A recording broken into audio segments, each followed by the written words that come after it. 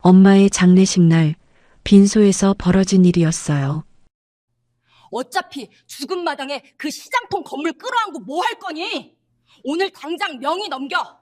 시어머니가 엄마의 영정사진 앞에서 대놓고 유산을 내놓으라 했습니다. 제가 거절하자 시어머니는 테이블 위에 소주병을 집어들어 제 머리 위에 그대로 쏟아부었어요. 차가운 술이 정수리를 타고 흘러내렸습니다. 눈이 따갑고 온몸에서 알코올 냄새가 진동했어요. 하지만 저는 두 팔을 벌려 엄마의 영정을 감쌌습니다. 제 몸은 젖어도 괜찮으니까 엄마 얼굴에만은 한 방울도 튀게 할 수 없었으니까요. 그런데 뒤늦게 나타난 남편마저 젖은 저를 보며 이렇게 말했어요. 꼴이 이게 뭐야? 건물 안 넘기면 우리 당장 이혼이야. 엄마의 빈소에서 소주를 뒤집어 쓴 아내에게 남편이 던진 말이 이혼 협박이었습니다. 바로 그 순간 장례식장 밖에 검은 세단 수십 대가 멈춰 섰어요. 뒤이어 태성그룹의 회장이 경호원들을 거느리고 빈소로 걸어 들어왔습니다. 그리고 아무도 예상하지 못한 일이 벌어졌어요. 누구나 다 아는 자산가가 소주에 흠뻑 젖은 제 앞에서 무릎을 꿇었습니다. 20년 전 제 전 재산이 5천 원이었을 때 저를 살려주신 은인의 딸이십니다. 시댁이 평생 무시하고 깔봤던 시장통 설렁탕집. 그 설렁탕 한 그릇에 어떤 일이 있었던 걸까요? 당신들이 무시했던 국밥 한 그릇의 힘이 얼마나 무서운지 보여줄게요. 설거지, 산책할 때, 잠들기 전 이어서 듣기 편하게 지금 구독만 눌러주세요. 우리네 드라마 극장이 다음 편을 자동으로 챙겨드립니다. 그러면 오늘의 이야기 시작합니다. 향 냄새가 코끝을 찔렀습니다. 국화꽃 향기와 뒤섞인 그 무겁고 달착지근한 냄새가 빈소 안을 가득 채우고 있었죠. 깊은 밤 장례식장의 형광등 불빛은 유난히 차갑고 서늘했습니다. 저는 어머니의 영정사진 앞에 홀로 앉아 있었습니다. 눈이 퉁퉁 부어올라 제대로 뜨기조차 힘든데 눈물은 멈출 줄을 몰랐어요. 영정 속 어머니는 환하게 웃고 계셨습니다. 가마솥 앞에서 땀을 닦으며 짓던 그 투박한 미소 그대로였죠. 엄마는 평생을 설렁탕집 가마솥 앞에서 사셨습니다. 새벽 4시면 어김없이 일어나 솥뼈를 고고 점심 장사가 끝나면 오후 내내 다음 날 밑준비를 하셨어요. 손등은 늘 기름에 데어 붉었고 손가락 마디마디에는 칼에 벤 흉터가 겹겹이 쌓여 있었습니다. 그 거칠고 투박한 손으로 벌어들인 돈이 어디로 갔는지 저는 너무나 잘 알고 있었죠. 남편 윤건 씨의 병원 개원 자금이 되었습니다. 의대를 졸업하고도 빚에 허덕이던 사위에게 엄마는 수억 원을 선뜻 내어주셨어요. 병원 인테리어부터 의료 장비까지 엄마의 설렁탕 국물에서 우러나온 돈으로 하나하나 채워 넣었습니다. 거기서 끝이 아니었죠. 병원이 초반에 적자를 면치 못하자 대출금 상환까지 엄마가 떠안으셨어요. 시어머니 강 여사가 사는 고급 아파트의 전세 자금도 엄마의 주머니에서 나갔습니다. 엄마는 단 한 번도 돈 얘기를 먼저 꺼낸 적이 없었어요. 오히려 사위가 잘 되는 게 딸이 잘 되는 거라며 허리가 끊어질 듯 일하면서도 웃음을 잃지 않으셨습니다. 그때만 해도 시댁 식구들은 엄마를 그리고 저를 소중하게 대해주었습니다. 명절 때면 시어머니 강 여사가 엄마의 손을 꼭 잡으시며 말씀하셨죠. 사돈어른, 우리 윤건이 병원은 걱정 마셔요. 우리 채영이가 복덩이라 제가 업고 다닌단게요. 남편도 다정했어요. 병원 일로 늦는 날에도 꼭 전화를 걸어 오늘 장모님 식당 바쁘셨어? 주말에 같이 가서 도와드리자라고 했었으니까요. 그 웃음이, 그 다정함이 진심이라고 저는 의심 없이 믿었습니다. 그런데 엄마가 병상에 누우시면서 모든 것이 달라지기 시작했어요. 문병을 오겠다던 시어머니의 발길이 뜸해졌고 남편은 바쁘다는 핑계로 병원의 얼굴조차 비추지 않았습니다. 엄마가 돌아가시기 직전 더 이상 시댁에 줄 돈이 없다는 걸 아셨는지 마지막 남은 설렁탕집 상가 건물 하나를 제 이름으로 돌려놓으셨어요. 그날 거친 숨을 몰아쉬시며 제 손을 꽉 쥐셨습니다. 채영아, 다 퍼주고 이거 하나 남았다. 이 설렁탕 건물은 절대 너가 지켜라, 엄마의 전부야. 그 말씀을 남기시고 엄마는 눈을 감으셨습니다. 저는 엄마의 식어가는 손을 놓지 못한 채 한참을 울었어요. 손끝이 낡은 가죽 표지에 닿았습니다. 엄마의 가계부였어요. 가계부라고 부르기엔 그 안에는 숫자보다 레시피가 더 많았죠. 설렁탕 국물 우리는 시간, 소금 간 맞추는 법, 고기 써는 두께까지 엄마의 빼곡한 글씨로 적혀 있었습니다. 군데군데 기름때가 묻어 누렇게 변색된 페이지들이 가마솥 앞에서 보낸 수십 년의 세월을 고스란히 품고 있었어요. 그 옆에는 상가 건물 등기 권리증이 놓여 있었습니다. 저는 두 손으로 그것들을 쓰다듬으며 영정을 올려다보았습니다. 엄마, 걱정 마. 그동안은 시댁 식구들 챙기느라 고생했지만 이제 이 가게는 내가 지킬게. 엄마의 손은 평생 가마솥 불김에 대어 성한 날이 없었습니다. 그 거칠고 투박한 손으로 번 돈이 남편의 새하얀 의사 가운을 만들었고 시어머니의 번쩍이는 명품 가방이 되었죠. 엄마가 살아계실 때만 해도 시댁 식구들은 저를 아꼈습니다. 아니, 정확히는 엄마의 지갑을 아꼈던 거겠지요. 엄마가 돌아가시기 직전 모든 재산을 시댁에 털어넣고 마지막 남은 이 낡은 설렁탕집 상가 하나만을 제 이름으로 돌려놓았을 때 저는 시어머니의 눈빛이 찰나에 서늘해지는 것을 보았습니다. 두려웠어요. 저를 보호해주던 엄마라는 거대한 울타리가 사라진 지금 그들이 언제 가면을 벗어던질지 몰라서요. 하지만 엄마, 이 낡은 가계부와 건물만큼은 제가 무슨 일이 있어도 지켜낼 거예요. 엄마의 인생 그 자체니까요. 조문객들이 하나둘 자리를 떴습니다. 마지막까지 남아 계시던 시장 아주머니가 저의 손을 잡으며 말씀하셨어요. 새댁, 밥은 먹었어? 어머니가 좋은 일 많이 하셨으니 좋은 곳 가셨을겨. 저는 눈물을 간신히 참으며 고개를 끄덕였습니다. 네, 아주머니.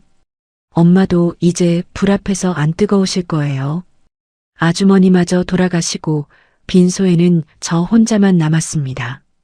국화꽃잎이 미세하게 흔들리고 있었어요. 환기구에서 새어나오는 찬바람 때문이었죠. 가마솥에서 피어오르던 뜨거운 수증기가 문득 그리웠습니다. 그 뜨겁고 눅눅한 공기 속에서 엄마가 이마에 땀을 닦으며 채영아, 국 떠봐라. 간이 맞나 하시던 목소리가 귓가에 맴돌았어요. 그때였습니다. 빈소박 복도 끝에서 날카로운 소리가 들려왔어요. 또각, 또각, 또각. 구두굽이 바닥을 두드리는 소리가 적막한 장례식장 복도에 울려 퍼졌습니다. 규칙적이고 성급한 그 발소리는 점점 가까워지고 있었어요. 저는 저도 모르게 등기권리증과 가계부를 가슴 쪽으로 끌어당겼습니다. 심장이 빨라졌어요. 엄마가 돌아가신 뒤 줄곧 느끼던 불안감이 뼛속까지 파고드는 것 같았습니다. 또각, 또각. 발소리가 빈소 입구 바로 앞에서 멈추었습니다. 빈소 입구에 사람의 그림자가 드리워졌습니다. 시어머니였어요. 향을 피우지도 고인에게 절을 올리지도 않았습니다. 구두굽을 또각또각 성큼성큼 빈소 한가운데로 들어서더니 영정사진은 거들떠보지도 않은 채 제 앞에 딱 멈춰 섰습니다. 채영아. 부르는 목소리부터 달랐어요. 엄마가 살아계실 때 우리 며느리 하며 팔짱을 끼던 그 목소리가 아니었습니다. 싸늘하고 날카로운 칼날 같은 목소리였죠. 어차피 죽은 마당에 그 시장통 건물 끌어안고 뭐 할 거니? 윤건이 병원 확장해야 하니까 오늘 당장 명예 넘겨. 저는 귀를 의심했습니다. 엄마의 발인도 치르지 않은 빈소에서 영정사진이 바로 뒤에 있는 이 자리에서 대뜸 건물 명의를 내놓으라니요.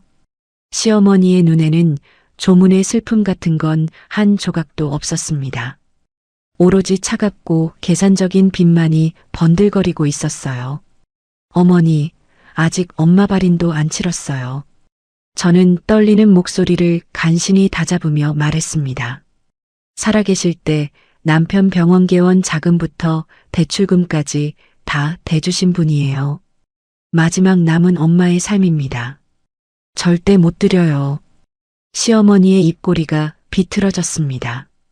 코웃음이 새어나왔어요. 이래서 핏줄이 무서운 거야. 국물이나 우려내던 무식한 노인네가 죽으면서까지 감히 내 아들 앞길을 막아. 무식한 노인네. 그 말이 귀를 찢고 들어와 심장 한가운데에 박혔습니다.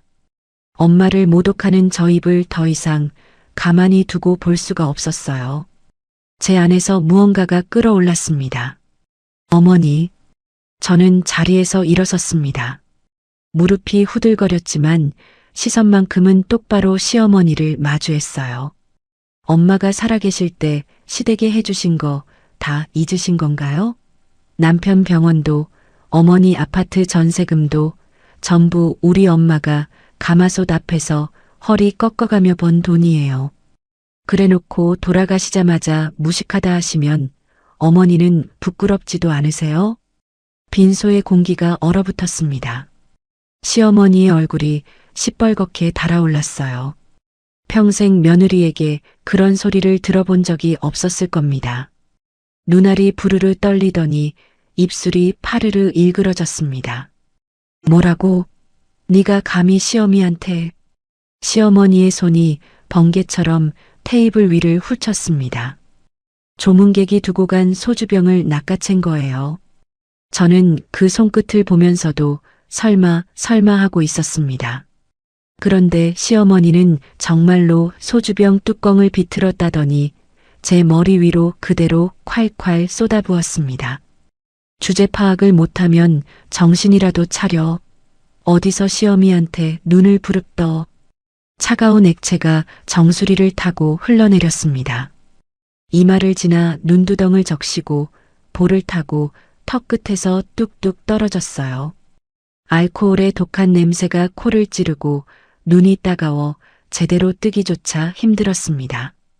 소주가 머리카락 사이를 파고들어 등줄기까지 차갑게 흘러내리는 감촉이 소름 끼쳤어요. 하지만 그 순간 제가 가장 먼저 한 일은 고개를 숙이는 것이 아니었습니다. 두 팔을 벌려 어머니의 영정 사진을 감쌌어요. 제 온몸에서 소주가 뚝뚝 떨어지는 와중에도 엄마의 얼굴에 한 방울이라도 튀는 건 참을 수 없었으니까요. 엄마 얼굴엔 안 돼요. 우리 엄마한테는 이러지 마세요. 목소리가 갈라졌습니다. 영정을 가린 제 손마디가 하얗게 질려 있었어요.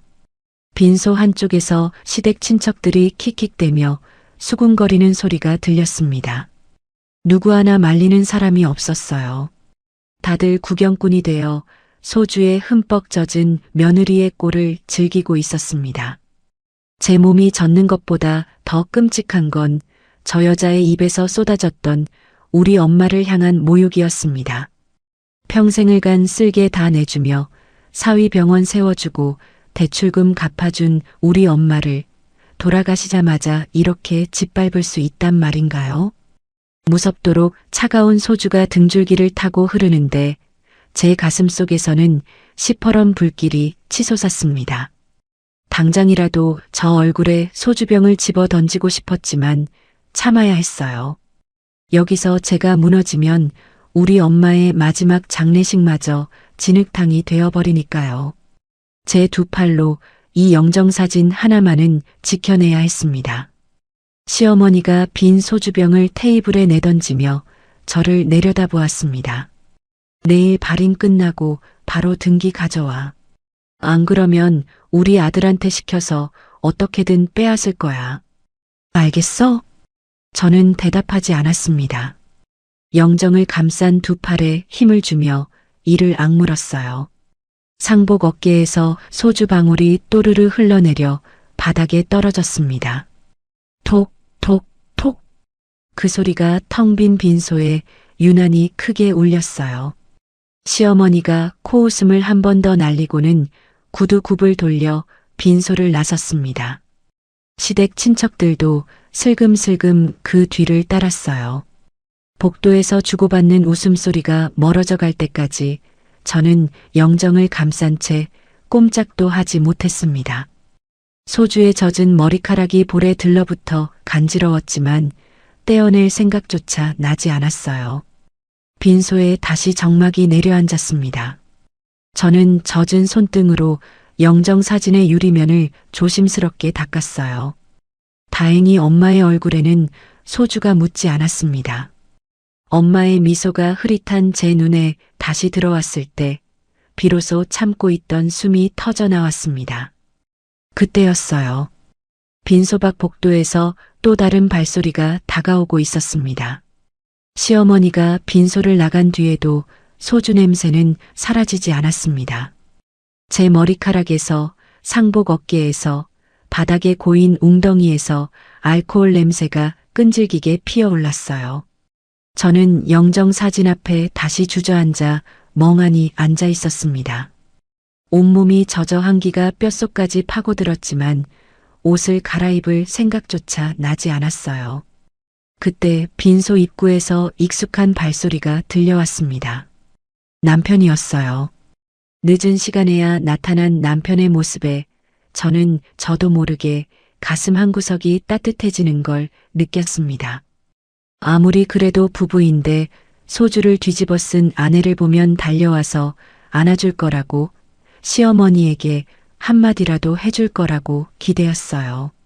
지금 제게 필요한 건 따뜻한 수건 한 장과 괜찮냐는 말 한마디뿐이었으니까요. 그런데 남편은 빈소에 발을 들여놓자마자 코를 찡그렸습니다. 소주에 흠뻑 젖은 저를 위아래로 훑어보더니 위로는커녕 짜증 섞인 한숨부터 내뱉었어요. 꼴이 이게 뭐야? 빈소에서 냄새나게 진짜. 당신 고집 좀 그만 피워. 꼴이 이게 뭐냐고요. 당신 어머니가 제 머리에 소주를 부었는데 제 꼴을 탓하는 건가요? 저는 믿을 수 없다는 눈으로 남편을 올려다보았습니다. 당신, 나한테 괜찮냐는 말이 먼저 아니야? 엄마가 당신한테 어떻게 해줬는데? 목소리가 떨렸어요. 분노와 서운함이 뒤엉켜 목구멍을 막았습니다. 병원 개원할 때 억대 자금을 마련해 준 것도, 대출 이자에 허덕일 때 묵묵히 돈을 대준 것도 전부 제 엄마였어요. 그 엄마의 빈소에서 딸이 소주를 뒤집어 쓰고 있는데 남편이라는 사람의 첫마디가 냄새 타령이라니. 남편은 제 말에 눈 하나 깜짝하지 않았습니다. 오히려 양복 소매를 접으며 한 발짝 더 다가섰어요. 병원에서 환자를 대할 때처럼 차분하고 계산적인, 그러나 그 어떤 온기도 담기지 않은 말투로 입을 열었습니다. 장모님이 나한테 해준 건 해준 거고, 병원 넓히려면 그 건물 필요한 거 알잖아. 좋게 말할 때 명예 넘겨. 좋게 말할 때. 그 말이 귀에 꽂혔습니다. 결국 남편도 시어머니와 같은 말을 하고 있었어요. 아내의 슬픔은 안중에도 없고 엄마가 남긴 상가 건물만 보이는 거였죠. 남편은 제가 소주를 뒤집어 쓴 경위를 묻지도 않았어요. 누가 부었는지, 왜 그랬는지 궁금해하지도 않았습니다. 어쩌면 이미 시어머니에게 전화로 다 들었을지도 모르겠어요. 듣고도 아내 편이 아닌 저쪽 편을 선택한 것이겠지요. 저는 입술을 깨물었습니다. 아랫입술에서 피 비린내가 나도록 꽉 깨물며 고개를 저었어요. 못해요. 엄마가 마지막으로 지키라고 한 건데 절대 못 넘겨요. 남편의 눈이 차갑게 가라앉았습니다. 미간에 깊은 주름이 잡히더니 이성의 끈이 끊어진 사람처럼 목소리가 확 올라갔어요. 그깟 시장통 건물 하나 안 내놓겠다고. 좋아. 그 건물 안 주면 우리 당장 이혼해. 나도 당신 같은 여자랑 더 살 이유 없어. 이혼. 그 두 글자가 소주보다 더 차갑게 머리 위로 쏟아졌습니다. 엄마의 발인도 치르지 않은 빈소에서 소주에 흠뻑 젖은 아내에게 던지는 말이 이혼이라니요. 저는 숨이 턱 막혀 한 발짝 뒤로 물러섰습니다. 등 뒤에서 영정사진 액자의 모서리가 등에 닿았어요. 더 이상 물러설 곳이 없었습니다. 남편의 얼굴을 다시 올려다보았어요. 한치의 망설임도 없었습니다. 저 사람은 진심이었어요. 건물을 넘기지 않으면 정말로 이혼 서류를 밀어붙일 사람이었습니다. 엄마가 병원 개원 자금으로 수억 원을 내어줄 때, 대출금 이자를 대신 갚아줄 때, 명절마다 두둑한 용돈 봉투를 건넬 때 고개 숙여 감사합니다 하던 그 사람이 맞는지 의심스러웠어요. 시어머니가 어느새 다시 들어와 남편의 등 뒤에 서 있었어요. 마치 처음부터 이 자리를 노리고 나갔다가 돌아온 것처럼 남편이 폭발하는 타이밍에 정확히 맞춰 합류한 거였습니다. 그래, 너 같은 게 그 상가 빼면 우리 집안에 어울리기나 하니? 당장 도장 안 찍으면 이혼인 줄 알아. 시어머니와 남편이 양쪽에서 저를 에워쌌습니다. 벽을 등지고 몰린 쥐처럼 숨 쉴 곳이 없었어요. 조금 전까지 킥킥대던 시댁 친척들도 다시 빈소로 돌아와 구경꾼처럼 둘러서 있었습니다. 누구 하나 저를 감싸는 사람이 없었어요. 이 넓은 빈소에서 엄마의 영정을 등지고 선 저는 완전히 혼자였습니다. 저는 남편의 눈을 똑바로 바라보았습니다. 차갑고 경멸 어린 그 눈빛에서 5년 전 결혼식 날의 다정한 눈웃음은 흔적조차 찾을 수 없었어요. 저를 바라보는 저 눈동자에 비친 건 아내가 아니라 돈이었습니다. 상가 건물이라는 이름의 돈. 엄마가 살아계실 때 억대 자금을 쥐어줄 때는 간도 쓸개도 다 빼줄 것처럼 굽실거리던 사람이 돈줄이 끊기고 상가 하나 남으니 이렇게 이빨을 드러내는 거였어요. 가슴속에서 무언가가 툭 하고 끊어지는 소리가 들렸습니다. 남편에 대한 마지막 기대의 끈이었어요. 한때 사랑이라 믿었던 것의 잔해가 발밑으로 허물어져 내리는 기분이었습니다. 슬픔조차 사치였어요. 제 인생 5년을 바친 결혼 생활이 결국 시댁의 물주 노릇을 하기 위한 껍데기였음이 이렇게 명백하게 증명되었으니까요. 눈물이 나지 않았습니다. 소주에 젖어 얼얼한 눈이 아니라 마음이 얼어붙어서 눈물이 나오질 않았어요. 저는 꽉 쥔 두 주먹을 내려다보았습니다. 손가락에 피가 통하지 않아 하얗게 질려 있었어요. 더 이상 저 사람들에게 짓밟히며 울고만 있지 않겠다고 어떻게든 버텨서 저 추악한 민낯들을 하나도 빠짐없이 기억할 거라고 이를 악물었습니다. 남편이 뭔가를 더 내뱉었지만 귀에 들어오지 않았어요. 시어머니의 목소리도 먼 곳에서 울리는 잡음처럼 흘러갔습니다. 소주 방울이 상복 자락에서 바닥으로 톡 떨어지는 소리만이 제 고막을 채우고 있었어요. 그 순간이었습니다. 장례식장 밖에서 묵직한 엔진 소리가 울려 퍼졌어요. 한 대가 아니었습니다. 2대, 3대 쉴 새 없이 차량이 밀려 들어오는 소리가 빈소의 얇은 벽을 뚫고 들어왔습니다. 이어서 절도 있는 발소리가 복도를 울리기 시작했어요. 군화처럼 단단하고 군대처럼 일사불란한 발걸음이었습니다. 빈소 안의 공기가 달라졌습니다. 남편과 시어머니의 목소리가 뚝 끊겼어요. 모두의 시선이 일제히 빈소 입구를 향했습니다. 검은 정장의 사내들이 빈소 입구를 메웠습니다. 한 명이 아니었어요. 2명, 3명, 어느새 10명이 넘는 사내들이 장례식장 복도를 양쪽으로 도열하며 길을 만들었습니다. 하나같이 검은 양복에 이어피스를 꽂고 허리를 고추 세운 자세가 마치 군인 같았어요. 경호원이었습니다. 이런 규모의 경호 인력이 동원되는 사람은 뉴스에서나 볼 수 있는 거물급뿐이었죠. 남편과 시어머니의 입이 동시에 닫혔습니다. 방금 전까지 이혼을 무기로 저를 쏘아붙이던 그 기세는 온데간데 없이 두 사람 모두 빈소 입구를 멍하니 바라보고 있었어요. 경호원들이 만든 길 사이로 두 사람의 남자가 걸어 들어왔습니다. 앞에 선 남자는 50대 초반으로 보였어요. 회색이 섞인 머리카락, 깊게 패인 이마의 주름, 그리고 한 번도 남에게 고개를 숙여본 적 없는 사람 특유의 묵직한 걸음걸이. 그 뒤를 따르는 30대 초반의 청년은 날카로운 인상에 얼음처럼 차가운 눈빛을 가지고 있었습니다. 시어머니가 먼저 알아보았어요. 눈이 휘둥그레지더니 입이 벌어졌습니다. 방금 전까지 저를 향해 독서를 퍼붓던 그 얼굴이 순식간에 비굴한 웃음으로 바뀌었어요.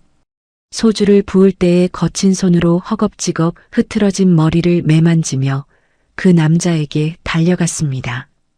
변하는데 1초도 걸리지 않더군요. 어머, 회장님, 저희 아들 병원 때문에 직접 조문까지 오시다니요. 영광입니다. 남편도 질세라 허리를 깊이 굽히며 다가갔어요. 태성그룹 송 회장님 아니십니까? 원장 김윤건입니다. 이쪽으로 모시겠습니다. 태성그룹. 그 이름을 듣는 순간 저도 모르게 숨을 멈추었습니다. 대한민국에서 모르는 사람이 없는 재벌 그룹이었어요. 뉴스에서 경제면을 장식하던 그 얼굴이 우리 같은 서민의 장례식장에 나타난 거였습니다. 대체 왜 이 사람이 여기에 온 건지 머리가 하얗게 비어버렸어요. 우리 엄마와 저런 거물 사이에 접점이 있을 리 없었으니까요. 시장통에서 평생 국밥을 끓이던 엄마의 빈소에 수조원대 재벌의 경우 행렬이 들이닥치는 광경은 비현실적이기 짝이 없었습니다. 그런데 송 회장의 반응은 시어머니와 남편의 기대와 정반대였습니다. 아부를 떨며 다가오는 두 사람을 거들떠보지도 않았어요. 마치 길가에 놓인 돌멩이를 피하듯 싸늘하게 스쳐 지나갔습니다. 남편이 내민 명함을 경호원이 가로막았어요. 물러서십시오. 회장님 가십니다. 남편의 손이 허공에 멈추었습니다. 시어머니도 입을 벌린 채 얼어붙었어요. 뒤에서 시댁 친척들이 수군거리는 소리가 들렸습니다. 저분이 왜 저렇게 화가 나셨어? 우리 원장님 무시하는 거야? 하는 목소리가 빈소 안을 맴돌았어요. 송 회장 옆에 청년이 남편을 향해 차갑게 입을 열었습니다. 가까이 오지 마십시오. 오늘 조문할 분은 따로 있습니다. 그 말에 빈소 전체가 얼어붙었어요. 남편의 비굴한 미소가 굳어졌고 시어머니는 사색이 되어 뒷걸음질 쳤습니다. 방금 전까지 저를 내려다보며 이혼을 들먹이던 두 사람이 경호원 한 명의 제지에 꼼짝도 못하고 벽 쪽으로 밀려나는 모습이 눈앞에서 펼쳐지고 있었어요. 돈과 권력 앞에서라면 어떤 비위도 맞출 수 있는 사람들의 민낯이 적나라하게 드러나는 순간이었습니다. 송 회장의 발걸음은 멈추지 않았습니다. 경호원들 사이를 지나 시댁 친척들을 지나 빈소 한가운데를 가로질러 곧장 걸어왔어요. 그의 구두 소리가 한 발 한 발 가까워질수록 빈소의 공기가 무거워지는 것이 느껴졌습니다. 그리고 소주에 흠뻑 젖은 채 고개를 숙이고 있는 제 바로 앞에서 멈추었어요. 고급 구두의 앞코가 제 시야에 들어왔습니다. 저는 고개를 들 수가 없었어요. 소주에 젖은 머리카락, 술 냄새가 진동하는 상복, 눈이 퉁퉁 부어오른 얼굴. 이 몰골로 대한민국 최고의 재벌 총수 앞에 앉아 있다는 사실이 창피했습니다. 하지만 숙인 고개 너머로 그 남자의 시선이 제 정수리에 꽂히는 것이 느껴졌어요. 심장 고동이 미친 듯이 빨라졌습니다. 그토록 떵떵거리던 남편과 시어머니가 길가의 돌멩이처럼 무시당하는 광경을 방금 목격한 터라 저 거대한 존재감이 제게로 향하고 있다는 사실이 두렵기까지 했어요. 송 회장이 무릎을 꿇기 직전 제 젖은 상복을 보며 주먹을 꽉 쥐는 것이 보였어요. 그의 손등에 핏줄이 굵게 솟았고 턱 근육이 단단하게 경직되었습니다. 코끝을 스치는 알코올 냄새를 맡았는지 눈빛이 서리빨처럼 날카로워졌어요. 옆에 선 상조 직원에게 낮고 무거운 목소리로 무언가를 물었습니다. 직원이 고개를 끄덕이며 조심스럽게 뭔가를 설명했어요. 그 순간 송 회장의 얼굴에 무섭도록 차가운 분노가 스쳤습니다. 누군가가 이 빈소에서 상주에게 소주를 부었다는 이야기를 들은 것이 분명했어요. 빈소 안이 숨막히도록 고요해졌습니다. 지금 이 순간 무슨 일이 벌어지려 하고 있었어요. 그리고 다음 순간 상상할 수도 없는 일이 벌어졌습니다. 수조원의 자산가라는 그 남자가 제 앞에서 무릎을 꿇었어요. 비싼 정장 바지에 무릎이 장례식장 바닥에 닿았습니다. 다림질이 완벽하게 되어 있던 천이 구겨지며 바스락 소리를 냈어요. 대한민국 최고의 재벌 총수가 소주에 흠뻑 젖은 저 앞에서 두 무릎을 꿇은 거였습니다. 빈소 안이 발칵 뒤집혔어요.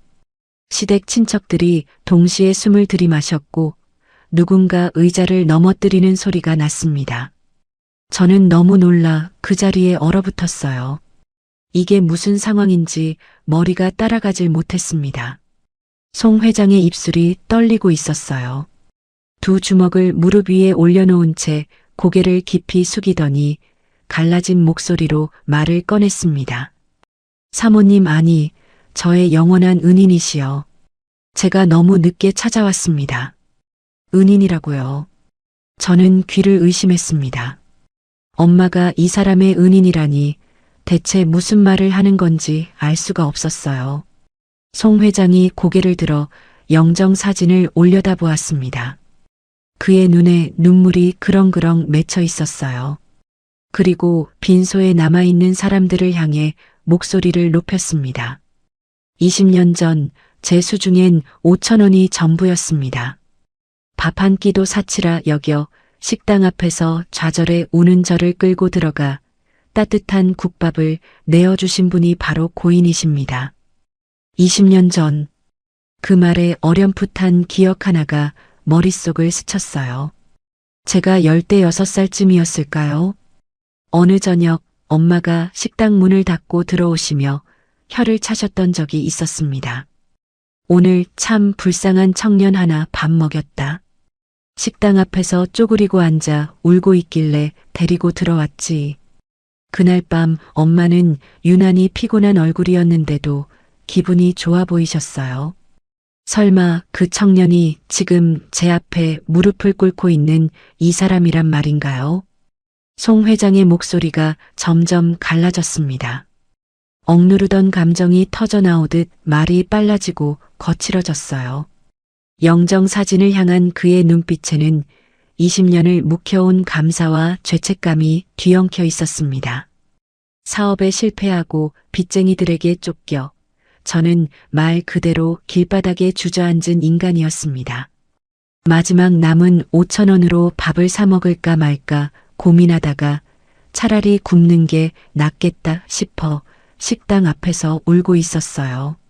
송 회장이 잠시 말을 끊고 거칠게 숨을 들이마셨습니다. 그때 사모님이 문을 열고 나오셨습니다. 생전 처음 보는 저를 안으로 끌고 들어가 자리에 앉히시고는 고기를 듬뿍 넣은 설렁탕을 내어주셨어요. 그리고는 송 회장의 어깨가 크게 떨렸어요. 젊은 놈이 속이 따뜻해야 다시 일어선다며 그날 장사하신 돈이 통째로 든 전대를 제 주머니에 쑤셔 넣어주셨습니다. 그 돈이 없었다면 지금의 태성그룹은 없습니다. 송 회장의 굵은 눈물이 뺨을 타고 흘러 바닥에 뚝 떨어졌어요. 50대의 거구가 어깨를 들썩이며 오열하는 모습은 처절했습니다. 빈소의 공기가 완전히 바뀌었어요. 방금 전까지 팽팽하던 긴장과 적대감은 사라지고 숙연하고 무거운 침묵이 모든 것을 눌러앉혔습니다. 시어머니의 얼굴이 제 시야에 들어왔어요. 넋이 나간 사람처럼 입을 벌리고 있었습니다. 더듬거리는 목소리가 흘러나왔어요. 우리 사돈이 태성그룹 회장님을? 남편도 다를 바 없었습니다.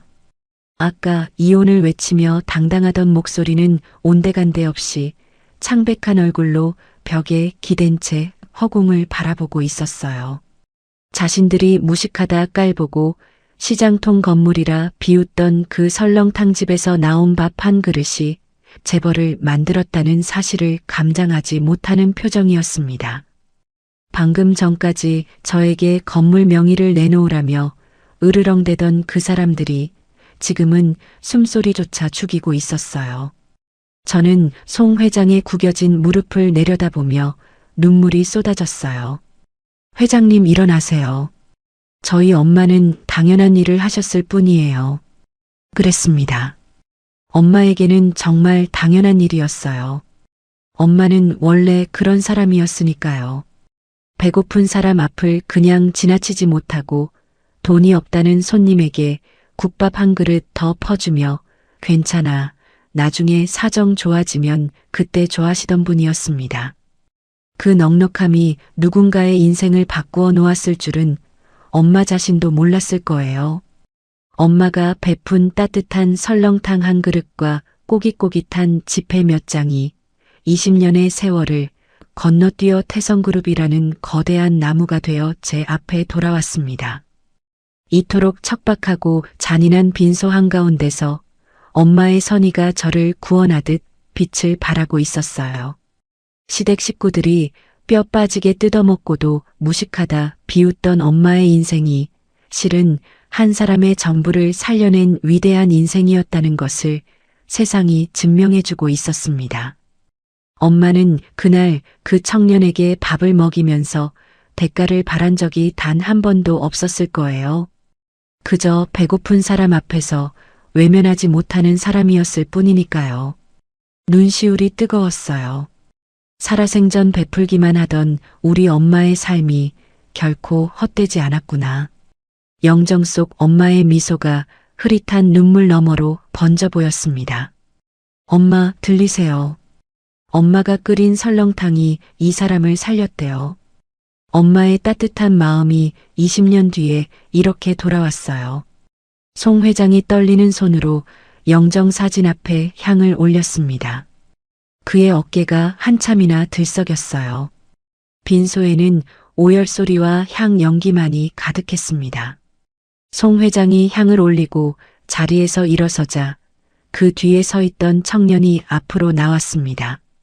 송 회장과 함께 들어왔던 얼음처럼 차가운 눈빛의 30대 초반 남자였어요. 태성그룹 기획실장 송지훈, 송 회장의 아들이었습니다. 지훈 실장은 저에게 다가와 정중히 허리를 굽혔어요. 각도가 깊었습니다. 대한민국 최대 재벌의 후계자라는 사람이 소주 냄새가 진동하는 저에게 예를 갖추고 있었어요. 늦게 와서 죄송합니다. 아버지를 그리고 저희 가족을 살려주신 은혜를 이제야 갚습니다. 그러더니 입고 있던 검은 외투의 단추를 하나하나 풀기 시작했어요. 캐시미어 소재인지 부드러운 광택이 흐르는 최고급 외투였습니다. 그것을 벗어서 소주에 젖어 덜덜 떨고 있던 제 어깨 위에 정성스럽게 덮어주었어요. 묵직하고 포근한 온기가 어깨를 타고 스며들었습니다. 장례식장 빈소의 싸늘한 공기 속에서 소주에 젖은 채 몇 시간을 떨고 있던 제 몸이 비로소 온기라는 것을 느꼈어요. 그런데 이상했습니다. 따뜻해진 건 몸만이 아니었어요. 수년 동안 시댁의 무시와 핍박 속에서 꽁꽁 얼어붙어 있던 제 마음 깊은 곳에서 무언가가 녹아내리는 것 같았습니다. 코끝이 찡했어요. 시어머니에게 소주를 뒤집어 쓰고도 누구 하나 수건 한 장 건네주지 않았던 이 빈소에서 처음으로 사람의 온기를 느꼈으니까요. 외투 안감에서 은은한 향이 났어요. 소주의 독한 냄새에 코가 얼얼했던 저에게 그 깨끗한 향기가 작은 위로처럼 다가왔습니다. 지훈 실장이 몸을 돌렸습니다. 방금까지 저를 바라보던 부드러운 눈빛이 순식간에 얼음장으로 변했어요. 그 차가운 시선이 향한 곳은 빈소 구석에서 벽에 등을 붙이고 서 있는 시어머니와 남편이었습니다.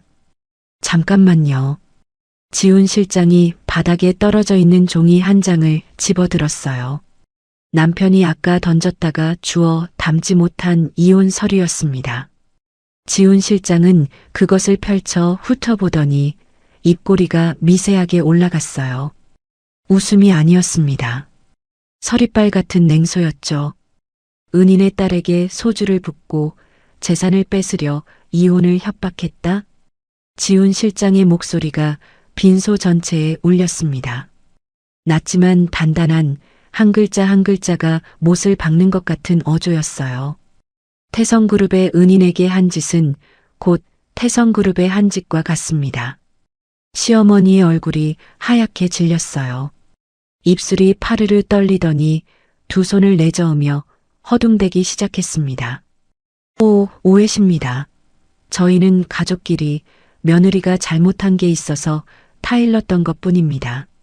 타일렀다고요? 머리 위에 소주를 쏟아붓는 것이 타이르는 건가요? 저는 어이가 없어서 한마디도 나오지 않았습니다. 방금까지 무식한 시장통 건물이라 비웃던 사람이 태성그룹 앞에서는 가족끼리 타일렀을 뿐이라며 발뺌을 하고 있었어요. 거짓말도 권력 앞에서는 이렇게 비루해지는 거였습니다. 시어머니가 슬금슬금 빈소 출입구 쪽으로 발을 옮기기 시작했어요. 도망치려는 거였습니다. 하지만 제 두 발짝도 움직이기 전에 경호원 2명이 출입구 양쪽에 딱 버티고 섰어요. 군홧발 소리가 바닥을 울렸고 시어머니는 벽에 부딪힌 사람처럼 제자리에 멈춰 섰습니다. 남편은 허겁지겁 바닥에 떨어진 이혼 서류 나머지를 주워 담으려 하고 있었어요. 감추면 없던 일이 될 거라고 생각하는 것 같았습니다. 그 모습이 한심했어요. 공포에 질려 이마에 땀이 송골송골 맺힌 채 종이를 줍는 남편의 손가락이 미세하게 떨리고 있었습니다. 실장님, 이건 제 아내와의 사적인. 남편이 더듬거리며 변명을 시작했지만 지훈 실장은 한마디로 잘라버렸어요. 사적인 일이라고요? 지훈 실장이 한 발짝 다가섰습니다. 남편이 고개를 들지 못한 채 뒷걸음질 쳤어요. 은인의 장례식장에서 은인의 딸 머리에 소주를 붓고 유산을 강탈하려 이혼을 무기로 쓰는 것이 사적인 가정사입니까? 빈소가 쥐 죽은 듯 고요해졌습니다. 지훈 실장이 시어머니와 남편을 번갈아 바라보며 입을 열었어요. 이번에는 싸늘한 미소가 입가에 걸려 있었습니다. 타일은 대가가 어떤 건지 내일부터 뼈저리게 느끼게 되실 겁니다. 그리고 마지막 한마디를 덧붙였어요. 단 한 명도 무사히 이 문 밖을 나선 이후의 삶을 보장할 수 없습니다. 그 말이 끝나자 빈소의 온도가 수십 도는 내려간 것 같았어요. 시댁 친척들이 일제히 숨을 삼켰습니다. 아까까지 킥킥대며 구경하던 그들의 얼굴에도 공포가 번지고 있었어요. 시어머니의 한 사촌이 몰래 뒷문으로 빠져나가려 했지만 그쪽에도 경호원이 서 있었습니다. 남편은 주워든 이혼 서류를 구겨 쥔 채 아무 말도 하지 못했고 시어머니는 경호원에게 막혀 한 발짝도 움직이지 못한 채 입술만 파르르 떨었어요. 조금 전까지 당장 도장 찍어라며 목청을 높이던 그 기세는 먼지처럼 사라져 있었습니다. 방금 전까지 저에게 이혼을 들먹이며 으르렁대던 사람들이 지훈 실장의 싸늘한 한마디에 쥐처럼 사색이 되어 떨고 있었습니다. 언제나 권력과 돈 앞에 엎드리던 자들이 자신들이 깔보던 우리 엄마의 은혜 덕분에 나타난 진짜 거물 앞에서 숨도 쉬지 못하고 있었어요. 엄마, 보고 있어요? 엄마가 베푼 밥 한 끼가 저 오만한 사람들의 가면을 산산조각 내고 있어요. 저는 어깨 위에 외투를 여미며 고개를 들었습니다. 소주에 젖은 머리카락이 아직 얼굴에 들러붙어 있었지만 더 이상 고개를 숙이고 있을 이유가 없었어요. 저는 영정 속 엄마의 눈을 바라보았습니다. 엄마의 웃는 얼굴 위로 저도 모르게 입꼬리가 올라갔어요. 이제 참지 않을 거예요. 당당하게 이 상황을 마주할 거예요. 송 회장이 경호원의 부축을 받으며 자리에서 일어나 제 옆에 섰습니다. 지훈 실장이 반대편에 섰어요. 태성그룹의 아버지와 아들이 소주에 젖은 설렁탕집 딸을 양쪽에서 지켜 세운 모습이었습니다. 빈소의 무게 중심이 완전히 뒤바뀌었어요. 아까까지 이 공간의 주인은 시어머니와 남편이었습니다. 하지만 지금은 달랐어요. 이 빈소의 주인은 영정 속 엄마와 그 엄마의 은혜를 갚으러 온 사람들이었습니다. 그리고 그 한가운데 서 있는 저였어요. 엄마의 발인을 마친 다음 날 저는 설렁탕집 가게 안에 앉아 있었습니다. 장사를 할 상황은 아니었지만 그래도 엄마가 남긴 이 공간에 있고 싶었어요. 먼지가 쌓인 가마솥, 벽에 걸린 누렇게 바랜 메뉴판, 카운터 위에 놓인 엄마의 낡은 가계부, 모든 것이 엄마의 손때가 묻어 있었습니다. 장례식장에서 있었던 일이 아직도 믿기지 않았어요. 태성그룹의 송 회장이 엄마의 은인이었다는 것, 지훈 실장이 시댁 식구들을 향해 선전포고를 했다는 것. 그 모든 일이 꿈 같았지만 어깨에 걸쳐져 있는 지훈 실장의 외투가 현실을 증명해주고 있었습니다. 그때 전화벨이 울렸어요. 화면에 뜬 번호는 낯선 번호였지만 어젯밤 지훈 실장이 남겨준 연락처와 같았습니다. 안녕하십니까, 안채영님. 송지훈입니다. 지훈 실장의 목소리는 차분했어요. 하지만 그 차분함 속에 숨길 수 없는 통쾌함이 묻어나고 있었습니다. 지금 김윤건 원장의 병원에 저희 법무팀이 도착했습니다. 상황을 말씀드려도 되겠습니까? 저는 가마솥 옆에 놓인 의자에 앉은 채 고개를 끄덕였어요. 목소리가 나오지 않아 짧게 네라고만 대답했습니다. 지훈 실장의 설명에 따르면 태성그룹은 남편이 병원을 운영하고 있는 상가 건물을 어제 날짜로 통매입했다고 했어요. 기존 건물주에게 시세의 3배에 달하는 웃돈을 제시하자 건물주가 즉시 매매 계약에 도장을 찍었다는 거였습니다. 재벌 그룹이 마음먹고 움직이면 하루 만에 건물 한 채의 주인이 바뀌는 거였어요. 남편이 그 건물에서 10년 넘게 병원을 운영해왔다는 사실 따위는 아무 의미도 없었습니다. 법무팀장이 지금 원장실에 내용 증명을 전달하고 있습니다. 임대차 계약 연장 불가 3일 이내 퇴거 통보입니다. 3일. 남편이 그토록 자랑하던 병원을 3일 안에 비우라는 통보였습니다. 저는 수화기를 쥔 손에 힘을 주었어요. 법무팀장이 지금 원장실에 내용 증명을 전달하고 있습니다.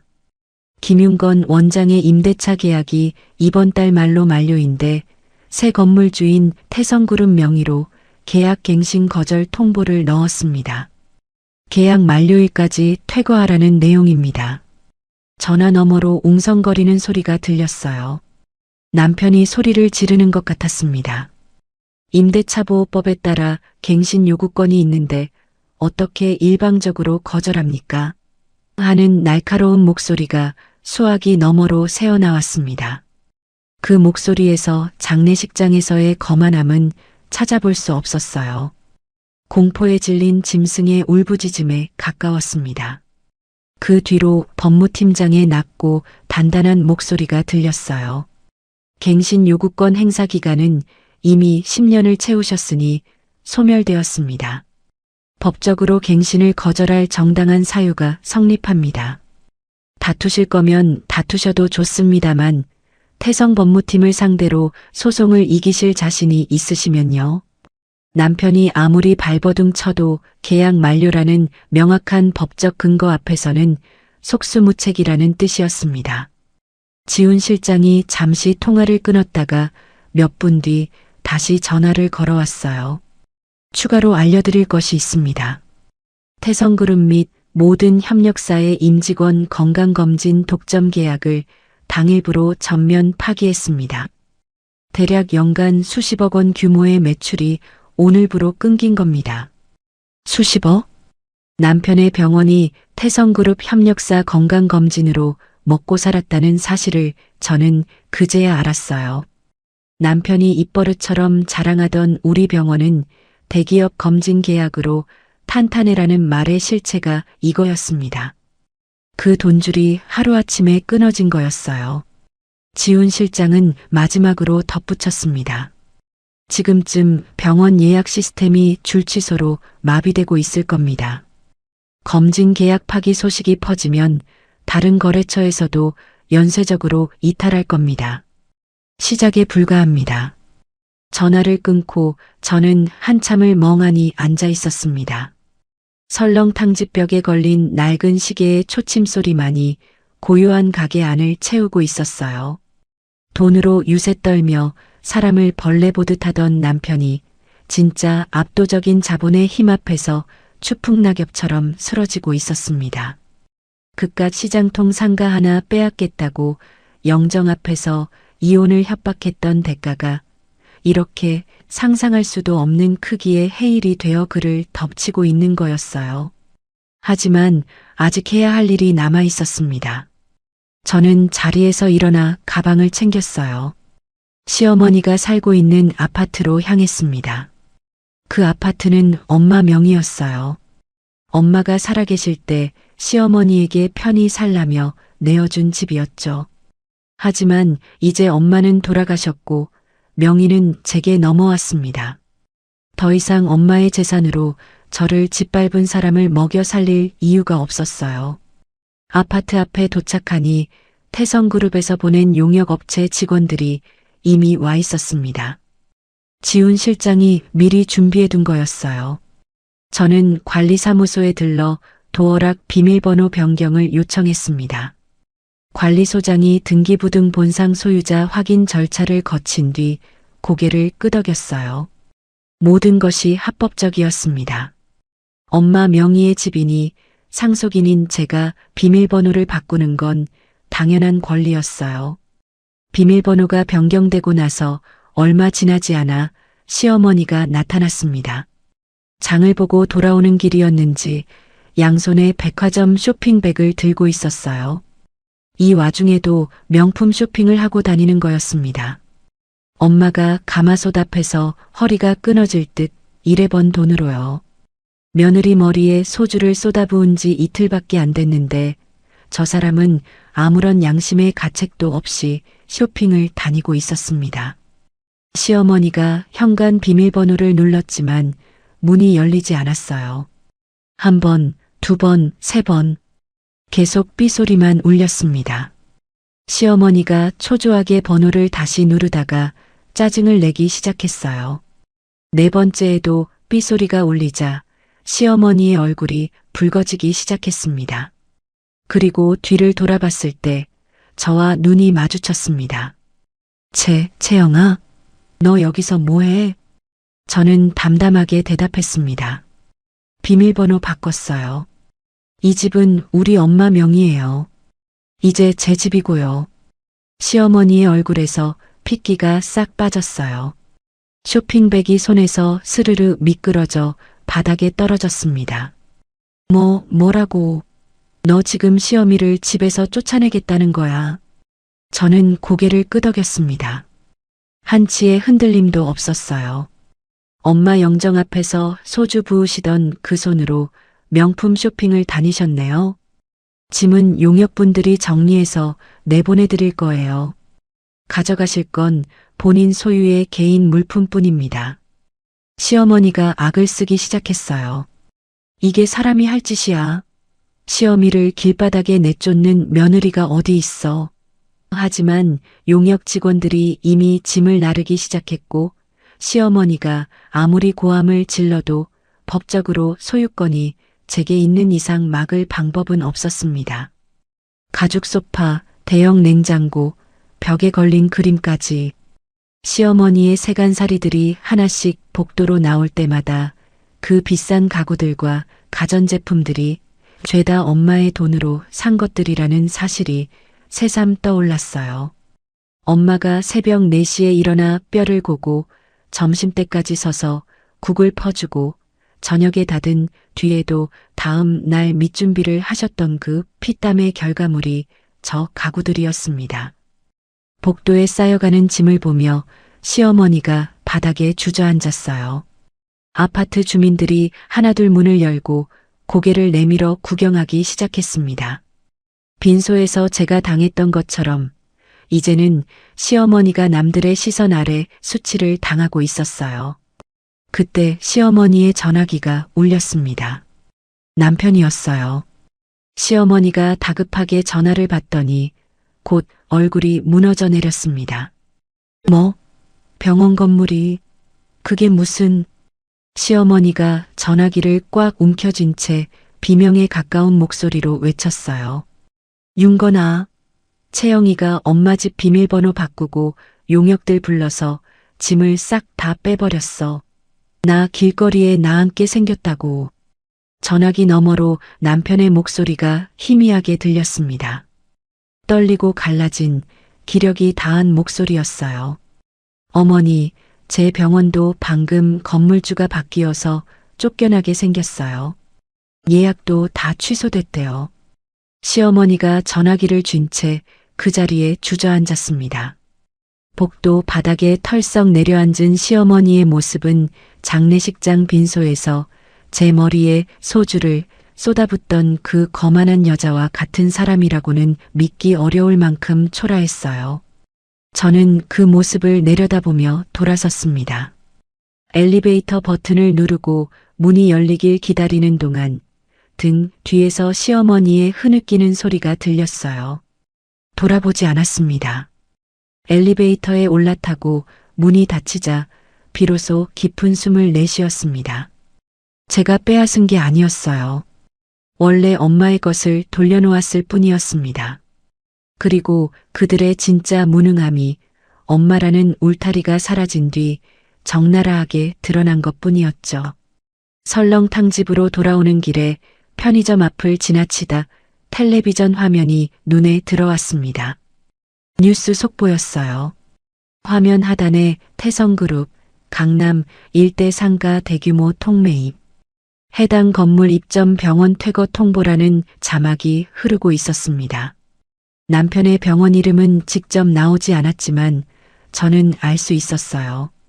지훈 실장이 말했던 그 통매입의 결과가 뉴스에까지 나온 거였습니다. 화면에서 앵커가 업계에서는 태성그룹의 이례적인 상가 매입에 대해 다양한 추측이 나오고 있다고 말했어요.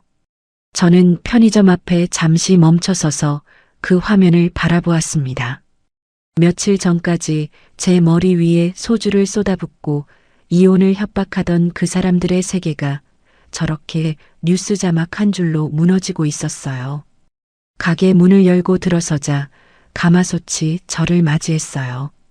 차갑게 식어있는 가마솥 위로 엄마의 얼굴이 겹쳐 보였습니다. 엄마가 평생 이 가마솥 앞에서 벌어준 돈으로 세운 병원, 그 돈으로 산 아파트, 엄마를 무식하다 욕하면서 빼먹을 건 다 빼먹던 자들이 엄마가 떠난 뒤에야 비로소 자신들의 진짜 모습을 마주하게 된 거였어요. 그들이 제게 안겼던 모멸감이 정확히 배가 되어 그들의 숨통을 조이고 있었습니다. 가슴 한구석에 응어리졌던 딱딱한 돌덩이가 조금씩 부서져 내리는 기분이었어요. 저는 엄마의 가계부를 펼쳤습니다. 누렇게 변색된 첫 페이지에 엄마의 빼곡한 글씨가 적혀 있었어요. 설렁탕은 정성이다. 불 앞에서 도망치지 마라. 저는 그 글씨를 손끝으로 쓰다듬었습니다. 엄마, 이것이 바로 인과응보라는 거겠지요. 이제 시작이에요. 병원 퇴거 통보가 있고 며칠 뒤의 아침이었습니다. 저는 설렁탕집 가마솥에 불을 올리고 있었어요. 아직 장사를 시작한 건 아니었지만 가마솥에 물을 채우고 솥뼈를 넣어 끓이기 시작한 거였습니다. 엄마가 늘 그러셨듯이 새벽부터 일어나 뼈를 고는 일이 제 하루의 시작이 되어가고 있었어요. 가마솥에서 하얀 김이 모락모락 피어오르면 엄마가 바로 옆에서 불세기 줄여라, 국물이 탁해진다 하시는 것 같은 착각이 들곤 했습니다. 그때 카운터 위에 놓아둔 휴대전화에서 뉴스 알림이 울렸어요. 화면을 켜자 속보 알림이 떠 있었습니다. 저는 가마솥 불을 줄이고 가게 한쪽에 놓인 작은 텔레비전을 켰어요. 엄마가 장사하면서 틈틈이 보시던 낡은 텔레비전이었죠. 화면이 켜지자마자 익숙한 건물이 눈에 들어왔습니다. 남편의 병원이었어요. 그런데 병원 앞 풍경이 완전히 달라져 있었습니다. 정장 차림의 사람들이 파란색 플라스틱 박스를 들고 줄지어 병원 안으로 들어가고 있었어요. 화면 하단 자막에 강남 소재 개인 병원 압수수색, 불법 리베이트 및 탈세 혐의라는 글자가 흘렀습니다. 불법 리베이트, 탈세, 그 단어들이 눈에 박혔어요. 저는 국자를 내려놓고 텔레비전 앞에 멈춰 섰어요. 가마솥에서 국물이 끓어 넘칠 것 같았지만 몸이 움직이지 않았습니다. 앵커가 차분한 목소리로 상황을 전했습니다. 태성그룹 측으로부터 넘겨받은 제보 자료를 토대로 해당 병원 원장의 불법 제약사 리베이트 수수 및 이중장부를 통한 조세 포탈 혐의에 대해 압수수색 영장을 집행했다는 내용이었어요. 앵커는 덧붙여 해당 병원이 최근 건물주 변경으로 퇴거 통보를 받은 상태에서 이번 수사까지 겹치며 사실상 폐업이 불가피한 상황이라고 전했습니다. 화면이 병원 내부로 전환되었습니다. 기자가 촬영한 흔들리는 영상 속에서 수사관들이 원장실 문을 열고 들어가는 장면이 보였어요. 원장실 안은 전쟁터 같았습니다. 서류가 바닥에 어지럽게 널려 있었고 캐비닛 서랍이 몽땅 뒤집혀 있었어요. 한쪽 구석에서는 파쇄기가 윙윙 소리를 내며 돌아가고 있었습니다. 누군가 급하게 서류를 없애려 한 흔적이 역력했죠. 아마 남편이었을 거예요. 증거를 없앨 수 있다고 갈아치우면 될 거라고 생각했겠지요. 하지만 그 파쇄기가 삼킬 수 있는 양에는 한계가 있고 태성그룹은 이미 원본을 확보하고 있었습니다. 그때 화면 한쪽에서 익숙한 뒷모습이 스쳤어요. 지훈 실장이었습니다. 검은 코트를 입고 수사관들 뒤에 서 있는 모습이 잠깐 잡혔다가 사라졌어요. 지훈 실장이 파쇄기 쪽으로 걸어가 전원을 끄는 장면이 순간적으로 잡혔습니다. 뉴스에서 그의 목소리까지 나오진 않았지만 저는 그가 무슨 말을 했을지 짐작할 수 있었어요. 아무리 갈아치워도 소용없다고 태성에서 이미 제약사 쪽 장부는 다 확보해서 복지부와 검찰에 넘겼다고 말했을 겁니다. 카메라가 다시 병원 로비로 돌아왔습니다. 수사관들이 파란 플라스틱 박스에 서류 뭉치와 컴퓨터 본체를 담아 나르고 있었어요. 박스가 바닥에 놓일 때마다 달그락거리는 소리가 마이크를 통해 울렸습니다. 병원 직원들이 복도에 멍하니 서서 그 광경을 바라보고 있었어요. 그 모습을 보자 기이한 기분이 들었습니다. 며칠 전까지만 해도 남편은 저 병원의 주인이었어요. 새하얀 의사 가운을 입고 원장실에 앉아 엄마의 돈으로 세운 병원을 마치 자기 실력으로 일군 것처럼 뽐내던 사람이었죠. 화면이 다시 바뀌었어요. 병원 정문 밖이었습니다. 기자들이 카메라와 마이크를 들고 빼곡하게 몰려 있었어요. 그 사이로 남편이 나왔습니다. 새하얀 가운이 아니라 구겨진 셔츠 차림이었어요. 고개를 푹 숙이고 한 손으로 얼굴을 가리고 있었습니다. 카메라 플래시가 연달아 터졌어요. 번쩍, 번쩍. 플래시가 터질 때마다 남편의 눈꺼풀이 경련하듯 움찔거리는 것이 화면을 통해서도 보였습니다. 김 원장님, 불법 리베이트 혐의 인정하십니까? 기자 하나가 마이크를 들이밀었어요. 장모 장례식장에서 난동을 피웠다는 제보가 사실입니까? 남편이 고개를 더 깊이 숙였습니다. 대답은 없었어요. 손으로 가린 얼굴 사이로 일그러진 입꼬리만 보였습니다. 수사관이 남편의 팔을 잡고 검은 승합차 쪽으로 이끌었어요. 남편의 발이 비틀거렸습니다. 카메라 앵글이 남편의 구두를 비추었는데 끈이 풀려 질질 끌리고 있었어요. 병원 로비에서 직원들이 밖을 내다보며 수군거리는 모습도 잡혔습니다. 남편이 차에 오르기 직전 마지막으로 고개를 돌려 병원 간판을 올려다보았어요. 그 짧은 순간에 담긴 표정을 화면으로도 읽을 수 있었습니다. 자신의 이름 세 글자가 박힌 저 간판을 다시는 볼 수 없을 거라는 걸 깨달은 얼굴이었어요. 검은 돈을 받아먹고 탈세를 하면서도 집에서는 저를 무식한 식당 여자라 무시했던 그 사람의 진짜 밑바닥이 전국에 생중계되고 있었습니다. 저는 텔레비전 화면에서 눈을 떼지 못했어요. 화면 속 남편의 얼굴이 일그러져 있었습니다. 그렇게 자존심 하나로 뭉쳐있던 사람이 카메라 플래시 세례 앞에서는 파렴치한 범죄자가 되어 얼굴을 가리기 급급했어요.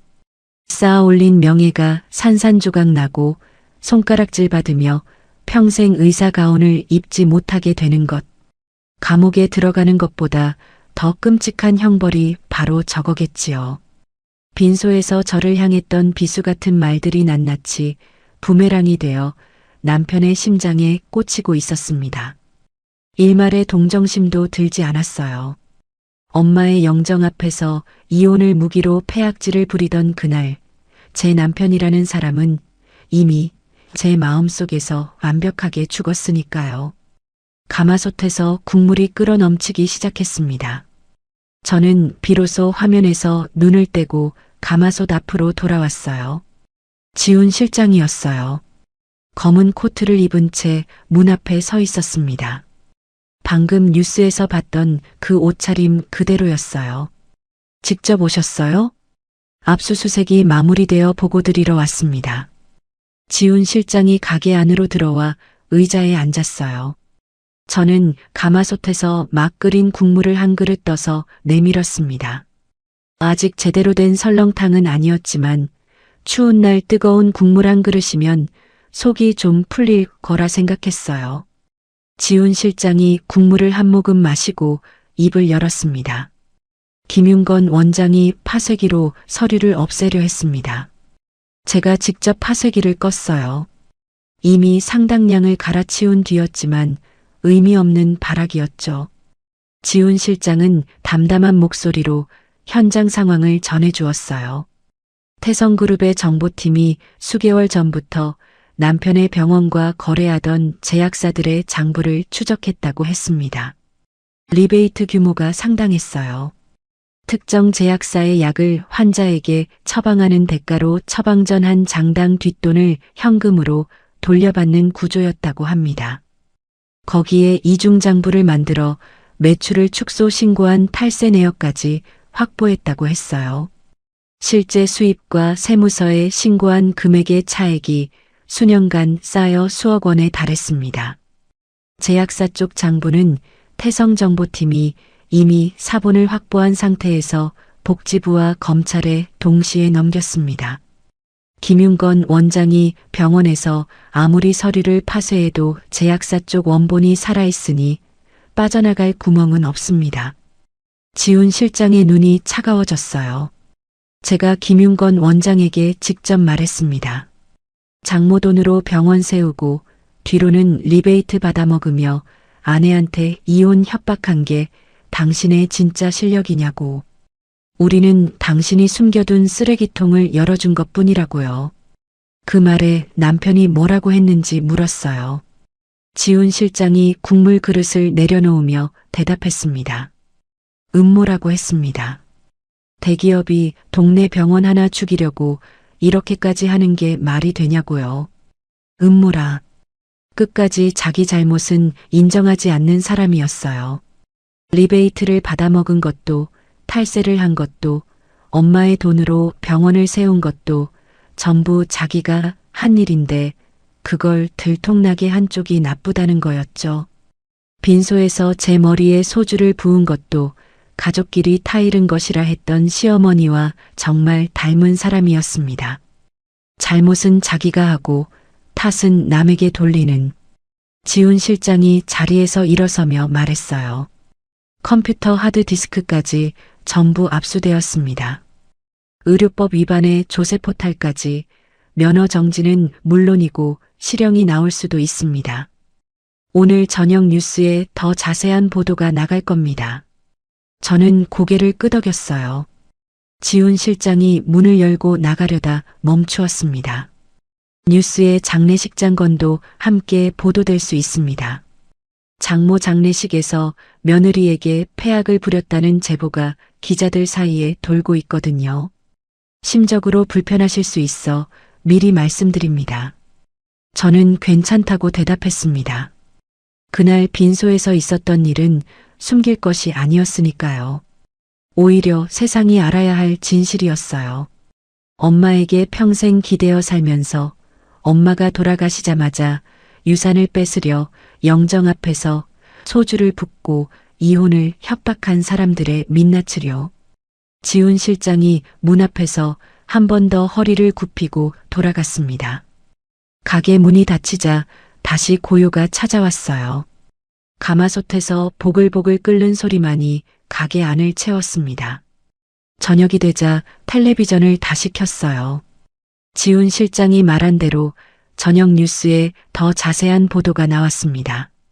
오늘 오전 압수수색을 받은 김윤건 원장은 현재 조사를 받고 있으며 의료계에서는 면허 취소가 불가피할 것이라는 반응이 나오고 있습니다. 뒤이어 의료 전문 기자가 리베이트 수수액이 확인될 경우 면허 취소는 물론 형사처벌까지 받을 수 있다는 해설을 덧붙였어요. 화면이 바뀌면서 병원 앞에 붙은 폐업 예정 안내문이 클로즈업 되었습니다. 며칠 전까지 환자들이 줄을 섰던 그 병원의 출입문은 잠겨 있었고 안에 불은 꺼져 있었어요. 저는 가마솥에 거품을 걷어내면서 그 화면을 바라보았어요. 엄마의 돈으로 세운 병원이 엄마의 은혜를 받은 사람들의 손으로 무너지고 있었습니다. 엄마가 가마솥 앞에서 손이 부르트도록 일해번 돈으로 만들어준 무대 위에서 남편은 환자를 속이고 나라를 속이고 아내를 속이며 살아왔어요. 그 무대가 발밑에서 사라진 지금 남편에게 남은 것은 아무것도 없었습니다. 텔레비전을 끄고 가계부를 펼쳤어요. 엄마의 빼곡한 글씨 사이로 오늘 끓인 국물의 상태를 적어 넣었습니다. 뼈를 8시간 고았더니 국물이 뽀얘졌다. 엄마 말대로 불세기를 줄이니 탁하지 않고 맑다. 엄마의 레시피 노트에 제 글씨가 처음으로 더해지는 순간이었어요.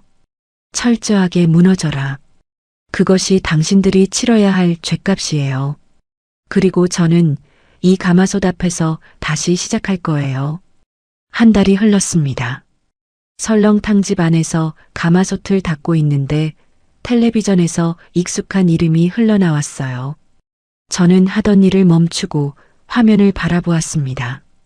의료법 위반 및 조세 포탈 혐의로 재판에 넘겨진 김윤건 전 원장에 대해 의사 면허 취소 처분을 확정했습니다. 아울러 탈세 규모에 따른 막대한 추징금을 부과할 예정이며 김 전 원장 측은 이를 감당할 재력이 없어 개인 파산 절차에 착수한 것으로 알려졌습니다. 면허 취소, 개인 파산, 화면에 남편의 사진이 떴어요. 한 달 전 압수수색 때보다 훨씬 수척해져 있었습니다. 뺨이 움푹 들어가고 눈 밑에 짙은 그늘이 드리워져 있었어요. 새하얀 의사 가운을 입고 원장실에 앉아 권위를 내세우던 그 사람의 그림자조차 찾아볼 수 없었습니다. 뉴스 화면 속 남편은 양복 대신 낡은 점퍼를 입고 있었어요. 계단을 내려오는 발걸음이 비틀거렸고 기자들의 질문에 한마디도 대답하지 못한 채 고개만 숙이고 있었습니다. 지훈 실장으로부터 시어머니 소식도 전해 들었어요. 아들의 면허가 취소되고 재산이 동결되면서 경제적으로 의지할 곳이 완전히 사라졌다고 했습니다. 고급 아파트에서 쫓겨난 뒤 지인 집을 전전하고 있다고 했어요. 엄마의 돈으로 호의호식하며 사모님 행세를 하던 사람의 현재 주소가 지인 집 신세라니 참으로 허망한 일이었어요. 이혼 절차도 진행 중이라는 소식이 나왔지만 이미 제 마음속에서는 그 결혼이 장례식장 빈소에서 끝난 지 오래였습니다. 텔레비전을 끄고 가마솥 닦는 일을 마저 했습니다. 요즘 저는 매일 이 가마솥과 함께 시간을 보내고 있었어요. 엄마의 가계부에 적힌 레시피를 하나씩 따라하며 국물 끓이는 연습을 하고 밑준비 순서를 몸에 익히고 있었습니다. 솥뼈를 몇 시간을 고아야 국물이 제대로 뽀얘지는지, 파를 언제 넣어야 잡내가 빠지는지 엄마가 남긴 글씨를 따라가며 하나하나 배워가고 있었어요. 재개업 날짜를 정하지는 않았지만 언젠가 이 가게를 다시 열겠다는 마음은 확고했습니다. 그날 오후 비가 내리기 시작했습니다. 추적추적 가늘게 내리던 비는 시간이 지날수록 굵어졌어요.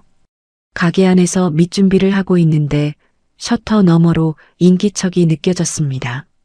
누군가 가게 앞에 서 있었어요. 셔터 틈으로 내다보았습니다. 우산도 없이 비를 맞고 있는 여자가 있었어요. 낡은 점퍼에 고무신, 한쪽 손에는 비닐봉지 하나만 들고 있었습니다. 머리카락이 빗물에 젖어 얼굴에 들러붙어 있었고 어깨가 축 처져 있었어요. 언뜻 보면 동네 노숙인처럼 보였습니다. 하지만 저는 그 뒷모습을 알아보았어요. 시어머니였습니다. 한 달 전 백화점 쇼핑백을 양손에 들고 명품 쇼핑을 다니던 그 사람이 지금은 고무신을 끌며 비닐봉지 하나를 움켜쥐고 빗속에 서 있었어요. 비닐봉지 안에 뭐가 들었는지는 모르겠지만 엄마가 살아계실 때 양손에 들고 다니던 백화점 쇼핑백과는 비교할 수 없을 만큼 초라한 모습이었습니다. 저는 가게 안에서 검은 우산을 집어들고 밖으로 나갔습니다. 우산을 펼치자 빗방울이 나일론 천 위에 탁탁 부딪혔어요. 시어머니가 뒤를 돌아보았습니다. 그 얼굴을 보는 순간 저는 속으로 놀랐어요. 불과 한 달 만에 10년은 늙어 보였습니다. 볼이 꺼지고 입가에 깊은 주름이 패여 있었어요.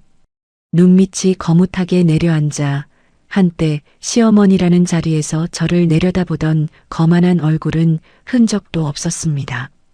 머리카락은 염색이 빠져 흰 뿌리가 드러나 있었고 손톱에 남아있던 매니큐어는 벗겨져 얼룩덜룩했어요. 시어머니가 저를 알아보자마자 눈에 물기가 차올랐어요. 그리고 다음 순간 비에 젖은 바닥 위에 무릎을 꿇었습니다. 털썩 하는 소리가 빗소리 사이로 들렸어요. 채영아. 아니 세아가. 시어머니의 목소리가 떨렸습니다. 빗물과 눈물이 범벅이 된 얼굴로 저를 올려다보며 두 손을 내밀었어요. 내가 미쳤었어. 귀신이 씌었나 봐. 제발 회장님한테 말해서 우리 윤건이 면허라도 좀 살려주라. 네가 이 건물 다 가져도 좋으니 제발. 이 건물 다 가져도 좋다고요.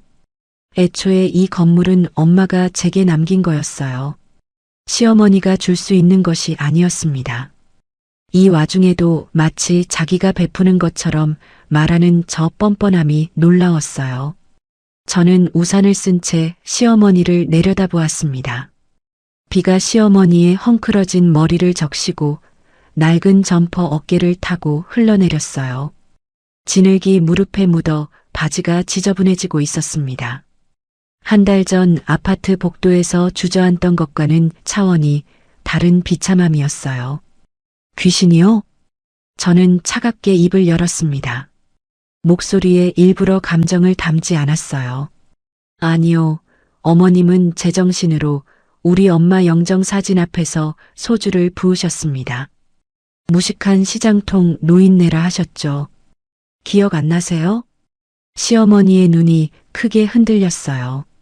입술이 파르르 떨리더니 제 바지가랑이를 움켜쥐었습니다. 축축한 손가락이 바지 천을 꽉 잡았어요. 내가 입을 찢을게. 내가 천벌 받을 인간이야. 제발 한 번만.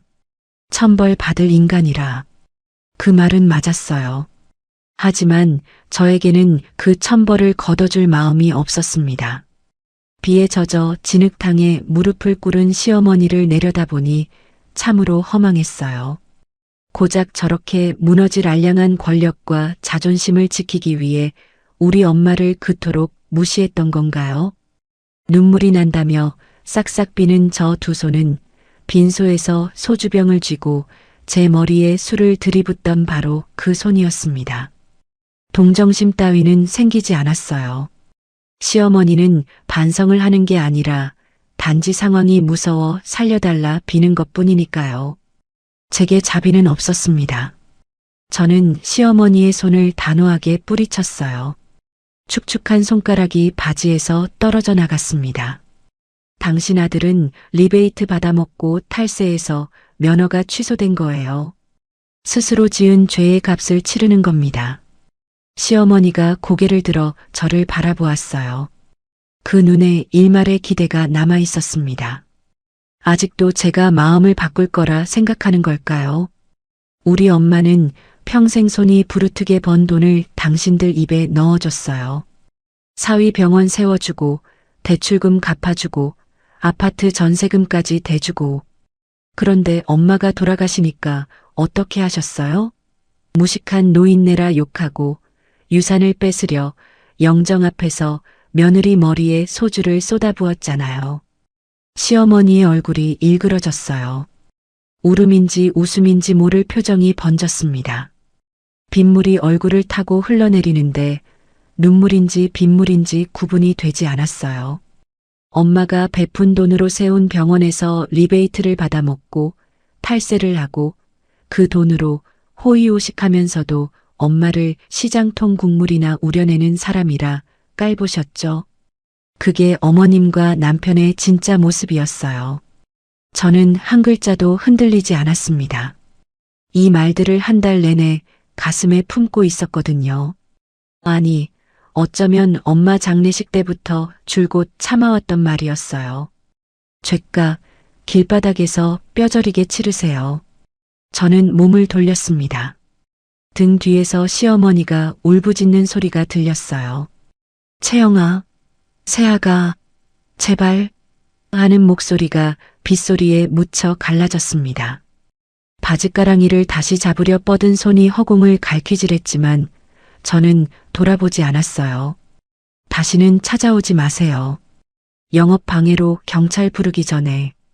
태성그룹에서 파견해준 경호원이 시어머니를 조심스럽게 떼어놓았습니다. 시어머니는 지늘기 범벅된 바닥에 엎드려 오열했어요. 비가 등을 때리고 고무신 한 짝이 벗겨져 웅덩이에 떠다니고 있었습니다. 비닐봉지도 바닥에 뒹굴어져 안에서 찐빵 몇 개가 쏟아졌어요. 그것이 시어머니의 전 재산인 것 같았습니다.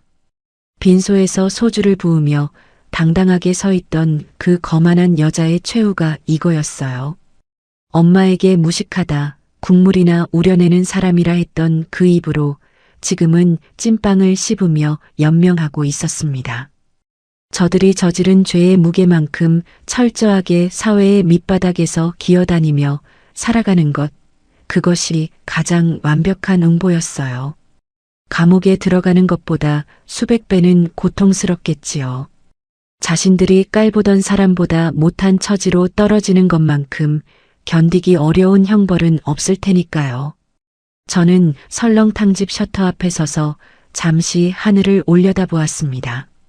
차가운 빗방울이 우산 위로 떨어지며 무거운 소리를 냈어요. 등 뒤에서 시어머니의 오열이 빗소리에 묻혀 점점 작아지고 있었습니다.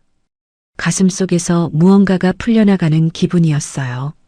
찰거머리처럼 달라붙어 있던 족쇄가 제 손으로 완전히 끊어진 거였습니다. 이상하게도 통쾌하다는 감정보다는 허탈함이 먼저 밀려왔어요. 5년이라는 세월이었습니다. 엄마가 가마솥 앞에서 번 돈을 시댁에 퍼주는 동안 저는 그것이 가족이라고 믿었어요. 시어머니의 다정한 미소가 진심이라 믿었고 남편의 따뜻한 전화가 사랑이라 믿었습니다. 그 5년의 믿음이 빈소에서 쏟아진 소주 한 병으로 산산이 부서졌죠. 하지만 이제 그 부서진 조각들을 하나하나 주워 모을 필요가 없어졌어요. 전부 빗물에 씻겨 떠내려가도 상관없었습니다. 엄마, 이제 다 끝났어요. 엄마를 무시하고 엄마의 돈을 빨아먹고 엄마의 딸을 짓밟던 사람들이 자기 죄의 무게에 짓눌려 무너졌어요. 제가 빼앗은 게 아니에요. 원래 있어야 할 자리로 돌아간 것뿐이에요. 셔터에 손을 올렸습니다. 녹이 약간 쓴 철제 셔터가 삐걱거리며 올라갔어요. 가게 안에서 가마솥의 온기가 훅 하고 밀려나왔습니다. 밖에 차가운 빗바람과 안에 따뜻한 공기가 셔터 경계에서 부딪혔어요. 빈소에서 제 머리를 적시던 차가운 소주와 가마솥에서 피어오르는 뜨거운 수증기. 그 두 온도의 기억이 셔터 앞에서 교차했습니다. 차가운 것은 이제 완전히 끝났어요. 앞으로 제 삶에 남는 것은 뜨겁고 따뜻한 것들 뿐이었습니다. 저는 우산을 접고 가게 안으로 들어섰습니다. 가마솥 앞에 서자 엄마가 늘 서 있던 그 자리의 온기가 발밑에서 올라왔어요. 카운터 위에 놓인 엄마의 가계부가 눈에 들어왔습니다. 저는 가계부를 열어 빈 페이지에 오늘 날짜를 적었어요. 그리고 그 아래에 한 줄을 적었습니다. 오늘부터 진짜 시작. 이제 진짜 제 삶을 살 시간이었어요. 이 가마솥 불을 다시 지피고 엄마가 했던 것처럼 따뜻한 국밥을 끓이고 배고픈 사람 앞을 그냥 지나치지 않는 삶을요. 엄마가 남겨준 이 따뜻한 가게 안에서 저는 가장 저다운 모습으로 다시 시작할 거였습니다. 등 뒤에서 빗소리가 점점 멀어졌습니다. 가마솥에 보글보글 끓는 소리가 그 자리를 채웠어요. 몇 달 뒤 아침 햇살이 새 단장한 설렁탕집 유리창을 통해 비스듬히 들어왔습니다. 가마솥에서 하얀 수증기가 모락모락 피어올랐어요. 뽀얀 국물이 보글보글 끓으며 구수한 고기 냄새를 사방으로 퍼뜨리고 있었습니다. 저는 엄마의 낡은 앞치마를 두르고 가마솥 앞에 서 있었어요. 새벽 4시에 일어나 솥뼈를 넣고 불을 올린 지 8시간째였습니다. 카운터 위에는 엄마의 가계부가 펼쳐져 있었어요. 누렇게 변색된 페이지 사이사이에 제 글씨가 더해져 있었습니다. 국물과는 소금 반 숟가락부터 엄마 말대로 처음부터 세게 하지 않는다. 엄마의 레시피를 따라가며 하나하나 배워가는 중이었어요. 처음에는 국물이 텁텁하기도 하고 간이 맞지 않아 몇 솥을 버리기도 했지만 가계부에 적힌 엄마의 꼼꼼한 메모들이 저를 이끌어 주었습니다. 가게 안에는 벌써 손님들이 앉아 있었어요. 시장 상인들과 동네 어르신들이 김이 모락모락 나는 뚝배기 앞에서 국물을 호호 불며 드시고 있었습니다. 형편이 넉넉지 않은 어르신들에게는 고기를 좀 더 넉넉히 넣어드렸어요. 엄마가 늘 그러셨던 것처럼요. 시장 어르신 한 분이 국물을 한 모금 드시더니 감탄하셨어요. 역시 이 집 국물이 사람 살리는 약이야. 어머니 손맛 똑 닮았네, 세댁. 그 말에 코끝이 찡했습니다. 엄마의 손맛을 닮았다는 말보다 더 큰 칭찬은 없었어요. 그때 가게 문이 열리며 찬 바깥 공기가 훅 밀려 들어왔습니다. 정장 차림의 두 남자가 커다란 축하 화환을 들고 들어섰어요. 송 회장과 지훈 실장이었습니다. 수조원대 재벌 총수와 대기업 기획실장이 시장통 설렁탕집에 화환을 들고 나타난 거였어요. 가게 안에 있던 어르신들이 눈이 휘둥그레져서 수군거렸습니다. 송 회장이 가게 안을 천천히 둘러보았어요. 새로 칠한 벽, 깨끗하게 닦인 테이블, 그리고 가마솥에서 피어오르는 하얀 수증기. 그의 눈이 촉촉해지는 것이 보였습니다. 참 보기 좋습니다. 20년 전 사모님이 계시던 그 따뜻한 공기가 그대로 느껴집니다. 저는 웃으며 부엌으로 들어가 가장 큰 뚝배기 2개를 꺼냈어요. 가마솥에서 가장 진한 국물을 가득 퍼 담고 고기를 듬뿍 얹었습니다. 엄마가 20년 전 그 청년에게 내어주었다는 특사이즈 그대로였죠. 그때처럼 고기 듬뿍 넣은 특사이즈입니다. 많이 드세요, 회장님. 송 회장이 뚝배기를 받아들고 국물을 한 숟갈 떠마셨어요. 그리고 숟가락을 내려놓으며 고개를 숙였습니다. 어깨가 미세하게 떨렸어요. 이 맛입니다. 20년 전 제 인생을 살려준 바로 그 맛이에요. 지훈 실장이 아버지 옆에서 조용히 미소 지었어요. 앞으로 회식은 무조건 이 식당으로 오겠습니다. 든든한 백이 필요하시면 언제든 연락 주십시오. 가마솥에서 훅 하고 끼쳐오는 뜨거운 수증기가 오늘따라 포근했습니다. 예전에는 이 냄새가 옷에 뵐까봐, 시댁 식구들이 흉볼까봐 전전긍긍하던 때도 있었어요. 하지만 이제 알았습니다. 이 투박하고 구수한 냄새야말로 우리 엄마가 평생을 바쳐 지켜온 사람을 살리는 냄새라는 것을요. 빈소에서 제 정수리에 쏟아지던 차갑고 독한 소주 냄새는 이제 완전히 씻겨나갔어요. 제 앞에는 펄펄 끓는 뜨거운 진국만이 남아 있었습니다. 송 회장 부자가 맛있게 국밥을 비우는 모습을 보니 엄마도 하늘에서 흐뭇하게 내려다보고 계실 것 같았어요. 화려한 의사 사모님 타이틀 따위는 필요 없었습니다. 이웃의 줄인 배를 채워주고 은혜를 아는 사람들과 정을 나누는 살. 엄마가 남겨주신 이 따뜻한 가게 안에서 저는 가장 저다운 모습으로 새롭게 살아가고 있었어요. 가게 한쪽 벽에 모셔둔 엄마의 작은 영정 사진을 바라보았습니다. 저는 가마솥을 한번 저어주고 나서 혼잣말처럼 중얼거렸어요. 감사합니다, 엄마. 이 가마솥불 평생 꺼뜨리지 않을게요. 아침 햇살이 유리창을 통해 가게 안을 환하게 비추고 있었습니다. 가마솥의 하얀 김이 그 빛 속으로 피어올라 천장까지 닿았어요. 엄마가 남겨준 설렁탕 한 그릇의 온기가 오늘도 이 작은 가게를 가득 채우고 있었습니다. 여러분, 이번 이야기 재미있게 들으셨나요? 저는 이 이야기를 만들면서 채영이 엄마의 영정을 2팔로 감싸는 장면이 계속 마음에 남더라고요. 자기 몸은 흠뻑 젖으면서도 엄마 얼굴만큼은 지키겠다는 그 마음이요. 그리고 설렁탕 한 그릇이 20년 뒤에 이렇게 돌아올 수 있다는 게 참 따뜻하면서도 통쾌하지 않았나요? 오늘 이야기가 마음에 남으셨다면 구독과 알림으로 다음 만남을 예약해두세요. 우리네 드라마 극장이 다시 찾아갑니다. 그리고 오늘 이야기를 듣고 느낀 감정과 생각을 댓글로 소통해주세요.